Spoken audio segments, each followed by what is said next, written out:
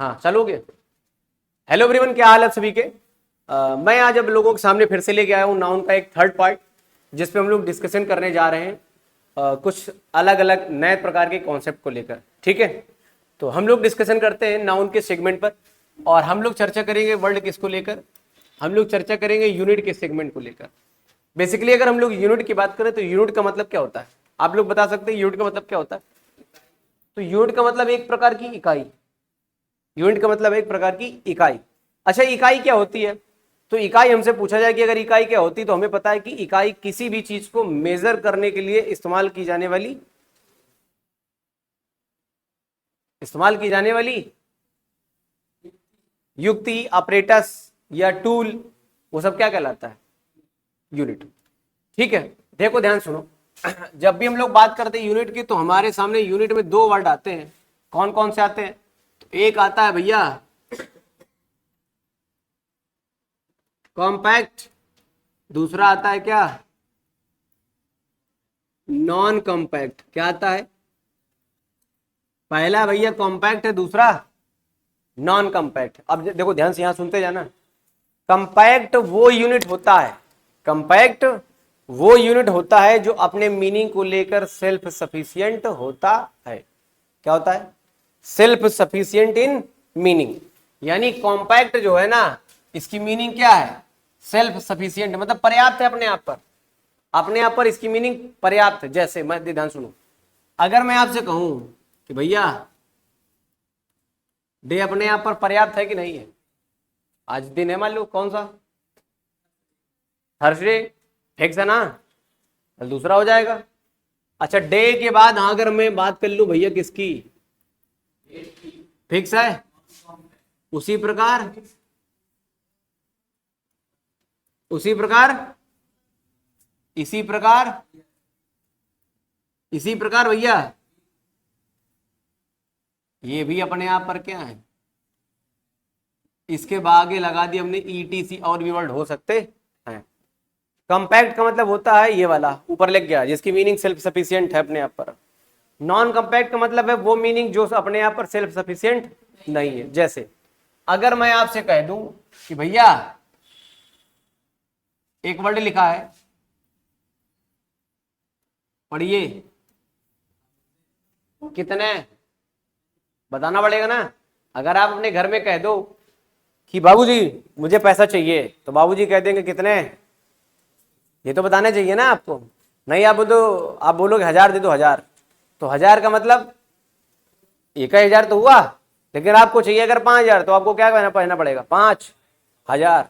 तो 1000 के पहले आपने इस्तेमाल किया किसका, 5 का इस्तेमाल किया ना, तो ये हुआ। उसके बाद और सुनो, आपसे पूछा जाए भैया क्या लिखा है, पढ़ो जरा, ठीक है, काट दो, क्या लिखा है, फिर तो फोन कर रहे पढ़ा रहे। हाँ भैया, inch, inch, foot, inch, foot, ये सब क्या है, अपने आप पर क्या है, अपने आप पर क्या है, ये नॉन कॉम्पैक्ट। क्यों, क्योंकि इनके पहले हमें कुछ ना कुछ बोल दो, थोड़ी देर बात करते हैं। देखो भैया, 1000, डजन, इंच, फुट, ये सब क्या है, ये सब नॉन कॉम्पैक्ट है, जो अपनी मीनिंग को लेकर सेल्फ सफिशिएंट नहीं है, नहीं है। ठीक है, अब जरा बात को ध्यान सुनो, हम लोग बात करें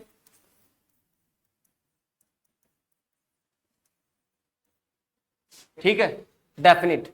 डेफिनिट का मतलब जो चीजें निश्चित होती, ध्यान सुनना, निश्चित हमारे सामने कोई भी बात आती है तो उसके लिए हमें क्या करना पड़ेगा, हमारे सामने लिखा मिलेगा मेरे भाई क्या, न्यूमेरल, फिर लिखा मिलेगा क्या, यूनिट, और फिर लिखा होगा क्या भैया,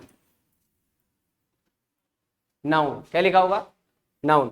बेटा इस न्यूमेरल के बाद लिखा हुआ यूनिट और इस नाउन के पहले लिखा हुआ यूनिट हमेशा और हमेशा कैसा आता है, तो आप बताओगे कि सर कैसा आता है, सिंगुलर आता है। ध्यान सुनो, न्यूमेरल का मतलब है यहां पर पता है क्या है, न्यूमेरल का मतलब पता क्या है, न्यूमेरल का मतलब गिनती है, कोई भी गिनती वाला शब्द।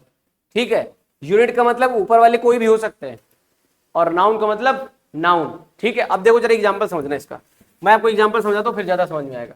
जैसे मैंने कहा भैया दे बॉट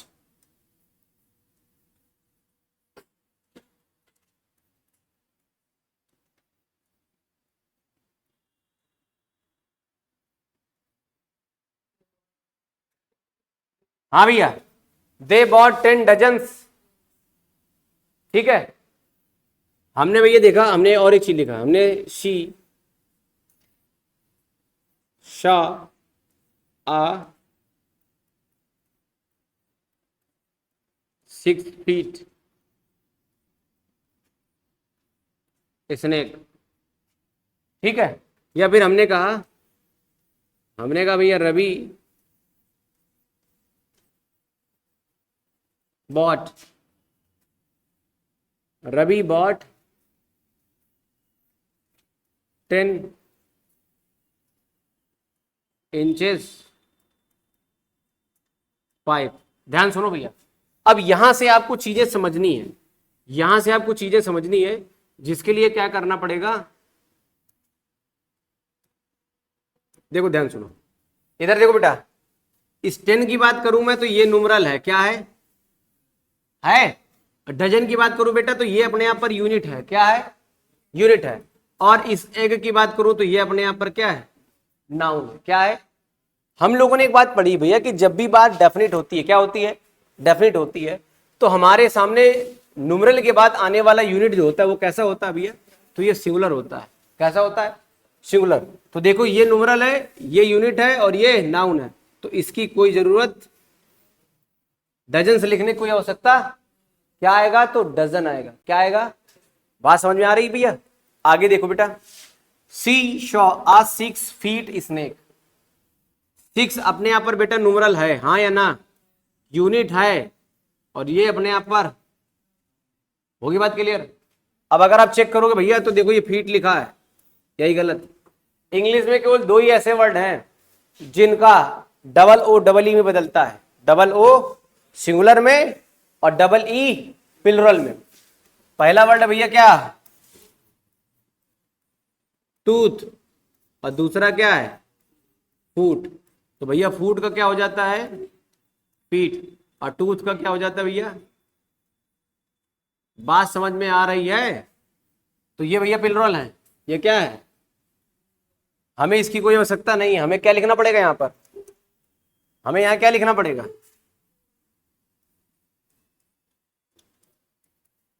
होगी बात क्लियर।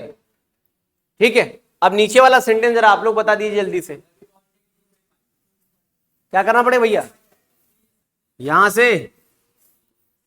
बात क्लियर, कोई दिक्कत है, जल्दी करें, नहीं मैं बढ़ा दूं आगे।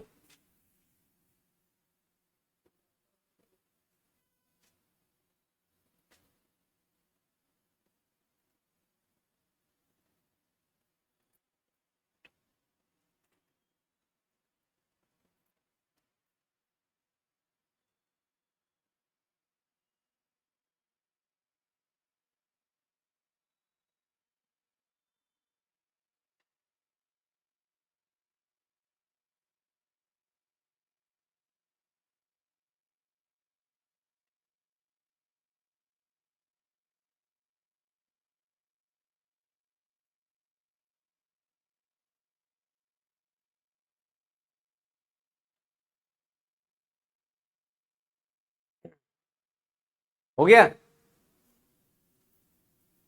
फॉर्मेट लिख लिया, फॉर्मेट।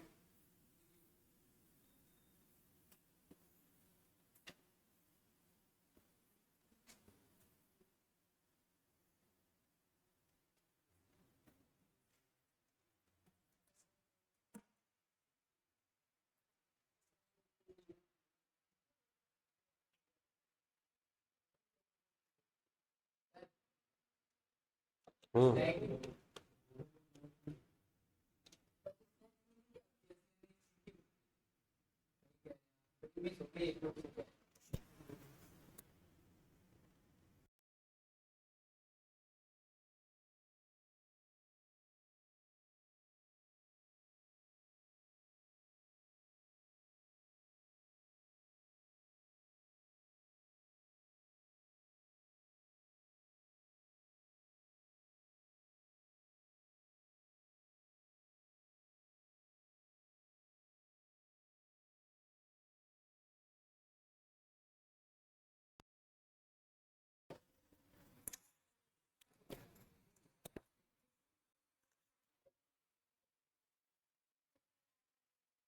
आगे देखो, हो गया? इतनी बात समझ में आ गई? अब देखो सुनो, हर कही गई बात के जस्ट अपोजिट एक बात होती है। हर कही गई बात के जस्ट अपोजिट एक बात होती है। ये बात समझ में आती है कि नहीं? हाँ भैया, देखो अगर मैं आपसे कहूं कि आज बहुत गर्मी है, इसका मतलब कम, कल कम थी ना। अगर आज बहुत गर्मी, इसका मतलब कल बहुत गर्मी थी। ठीक। और अगर मैंने एक बात कही है डेफिनिट, तो डेफिनिट का अपोजिट क्या होगा? इनडेफिनिट। क्या होगा भैया? इनडेफिनिट। तो हम लोग बात कर लेते हैं इनडेफिनिट पर।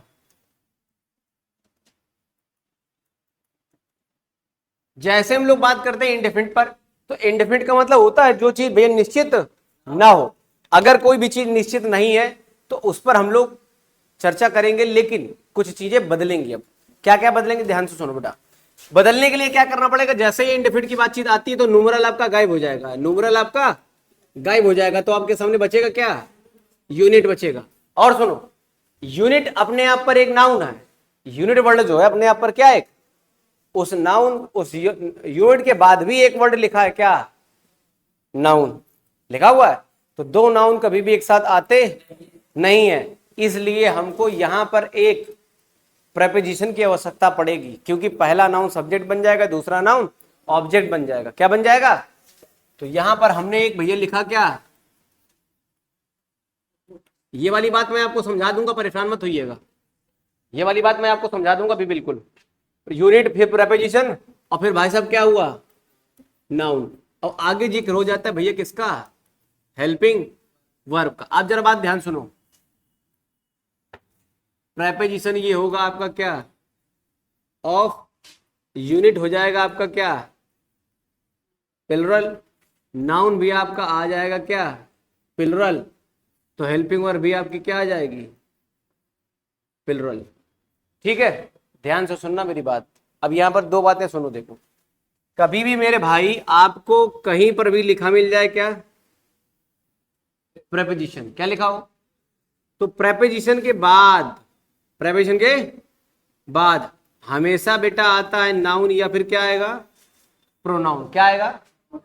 नाउन या फिर जो भी आता है बेटा, हमेशा किस केस में आता है? तो आप बताओगे कि सर ऑब्जेक्टिव केस में आता है। किस में आता है भैया? ऑब्जेक्टिव केस में आता है। ठीक है, ऑब्जेक्टिव केस में आया। दूसरी बात सुनो भैया, इस प्रेपोजिशन के बाद अगर कुछ और आता है तो भैया एक वर्ड होता है जिसको हम लोग कहते हैं क्या? क्या कहते हैं हम लोग? क्या कहते हैं भैया? जिरंड। क्या कहते हैं हम लोग भैया? कहते हैं जिरंड। सुनो, अभी लिख रहा हूं, वर्ब का फर्स्ट फॉर्म प्लस आईएनजी, इसी को हम लोग कहते हैं जिरंड। क्या कहते हैं भैया? जिरंड कहते हैं।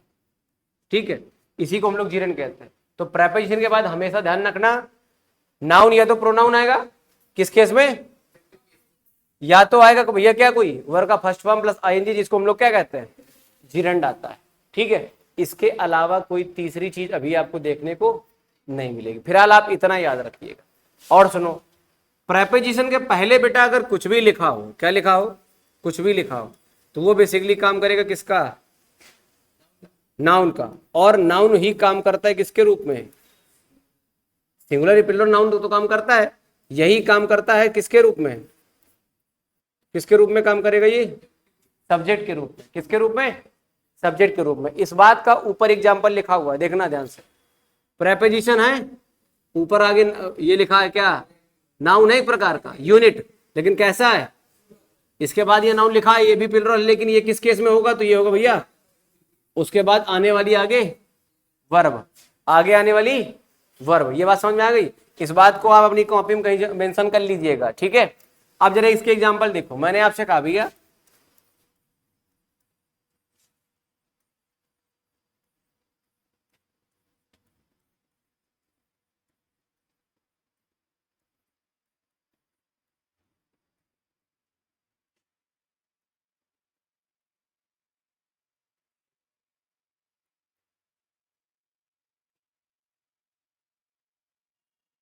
हाँ भैया सुनो, मैंने कहा भैया 100 ऑफ स्टूडेंट्स इज यार अटेंडिंग द क्लास।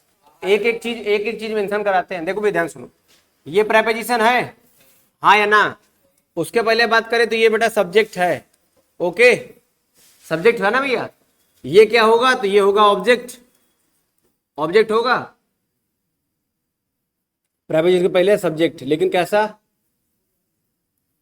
ये कैसा लिखा है, सिंगुलर लिखा था, अब हो गया ये प्लूरल हुआ। उसके बाद हम देखे भैया तो प्रेपोजिशन, फिर ये देखो प्लूरल लिखा हुआ ऑलरेडी। आगे हेल्पिंग वर्ब कैसी चाहिए, बात समझ में आ गई है ना, नहीं समझ में आई बात, क्लियर हुआ कुछ।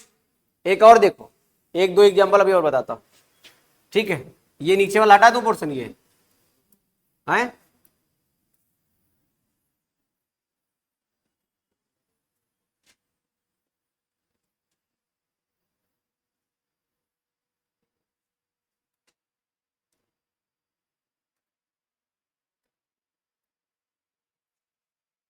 देखो, हमने कहा भैया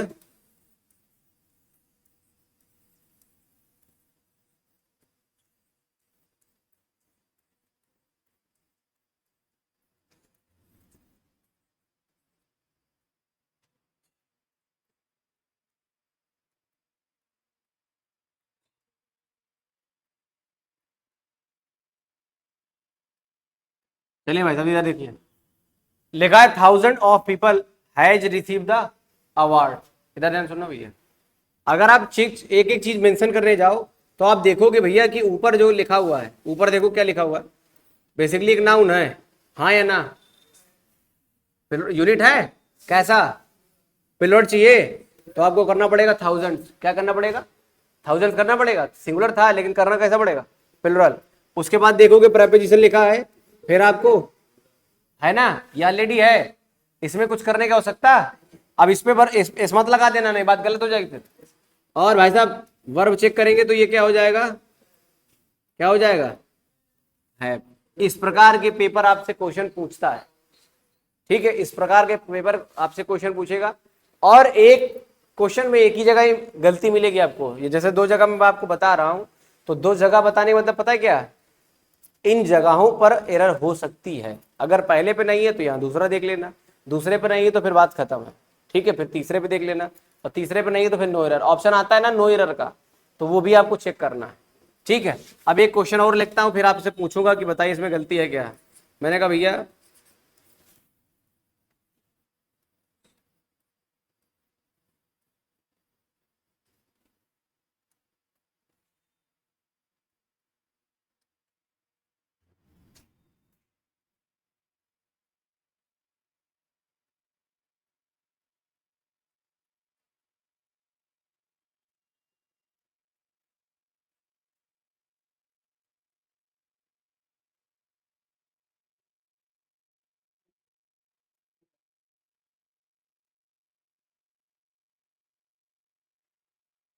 ध्यान सुनो, 2 lakhs of candidate have selected in this game.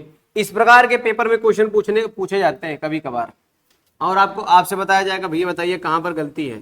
तो इस बात का विशेष ध्यान रखना कि अगर आपको एरर बतानी है तो कैसे बताओगे, 1 2 3 और चौथा ऑप्शन आता है नो एरर का। तो नो एरर का जो ऑप्शन आता है उसमें से आपको बताना होता है भैया कि ढूंढिए इन सेंटेंस पर कहीं ना कहीं मिस्टेक है। तो कैसे आप करोगे, कैसे आप बता पाओगे कि गलती है, ठीक है। उसके लिए करना क्या, हमें ऊपर जो आपने पढ़ा हुआ है, ऊपर जो आपने पढ़ा हुआ है उसी चीज को इसमें मेंशन करो। ऊपर जो आपने पढ़ा हुआ है उसी चीज को इसमें, ऊपर जो आपने पढ़ा हुआ है उसी चीज को इसमें क्या करो, मेंशन करके देखो। भैया देखो, यूनिट है, प्रेपोजिशन है, नाउन है, प्लूरल, हेल्पिंग वर्ब है, इतना पोर्शन पूरा मिल रहा, तो इसकी कोई आवश्यकता, सीधे आप इसी गलत गलत कर दो, सीधे आप इसी को गलत कर सकते हैं। कोई दिक्कत है, किसी को कोई दिक्कत है, कर पाओगे भैया, कर लोगे ना, ये सब नोट हो गया ना, क्लियर है ना, आगे बढ़ूं मैं।